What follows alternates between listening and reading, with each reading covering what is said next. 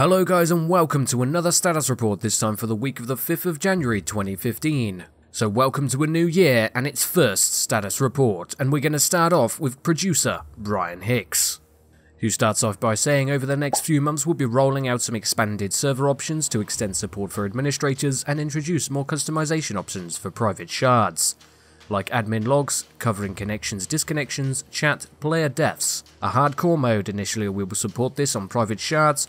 We'll see how mechanics impact gameplay, however the intent is to offer server operators the choice to restrict how long since a player's last death they can respawn, e.g. a hardcore server could conceptually restrict players from respawning until 12 hours after last death. We'll gauge how much impact this has in the design, and decide if it stays restricted to private shards, or we open this up to the public Hive servers.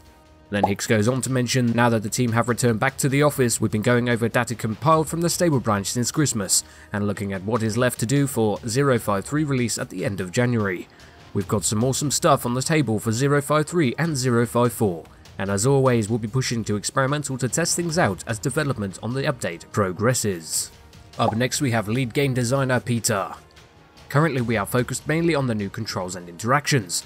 We would like to use them before we start switching characters to the new animation system, so we can identify possible issues with the old one and address them. Apart from that, we are looking forward to the new scripting language, which should be ready as soon as possible, so we can rewrite currently used scripts with it, optimize and polish them, which also brings some performance boost server-side.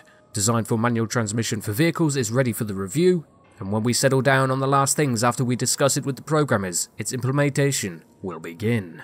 They are also making a prototype for non-intrusive group identification, so that you can easily identify your companions.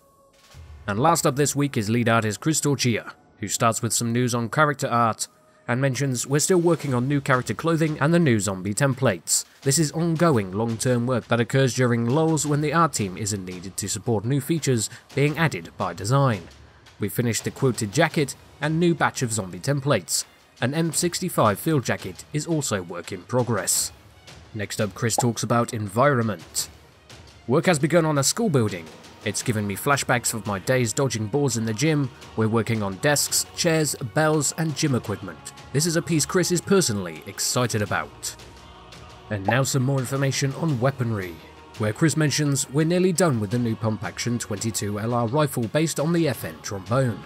We've also recently completed the Winchester Model 70, and two new guns he thinks you will be excited about are currently work in progress. In addition, over the last couple of weeks, we've churned out a series of new melee weapons for people to try out. And finally from Chris, a message about the community. Some of you guys may have noticed that we've introduced a new area on the official forums where it is possible to interact with the team, and Chris has been busy this week visiting and answering questions, so he encourages peeps to drop by and check it out. That's all for this week's status report for the 5th of January 2015.